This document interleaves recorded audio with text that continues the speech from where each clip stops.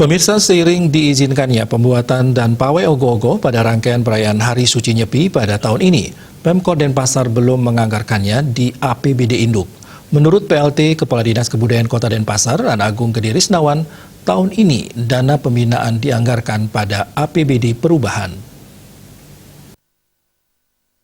Risnawan, pada tahun ini dana tersebut belum dianggarkan pada APBD Induk, mengingat masih pandemi. Namun karena kasus COVID-19 sudah melandai dan diizinkannya pelenggaraan pawai ogoh-ogoh, bantuan baru disalurkan setelah APBD Perubahan. Sementara untuk APBD Induk tahun 2023 akan dianggarkan dari awal. Oleh karena itu, Risnawan meminta kepada Yowana atau Seketeruna untuk menggunakan dana swadaya atau mencari sponsor di sekitaran Banjar adat setempat.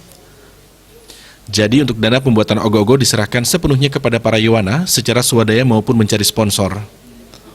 Untuk dana pembinaan ini, Risnawan mengaku sedang menyusun perwali terkait dana BKK, namun belum disosialisasikan. Pada pasal 11 perwali itu, disebutkan bahwa peruntukan dana BKK untuk Yowana yakni dalam hal parahyangan, berupa Banten Tirtayatra, Banten Saraswati, dan Tumpak Kerulut. Untuk pelemahan berupa pembersihan lingkungan dan penghijauan, dan dalam hal pawongan yakni berupa kegiatan Tirtayatra, pakaian STT, operasional rapat penting STT, serta biaya pembinaan seni budaya. Untuk ogoh-ogoh ini termasuk ke dalam pembinaan seni budaya. Terkait hal tersebut, Ketua Pasikian Yowana Kota Denpasar, Ana Agung Angga Hartayana, mengaku sudah siap menggunakan dana swadaya.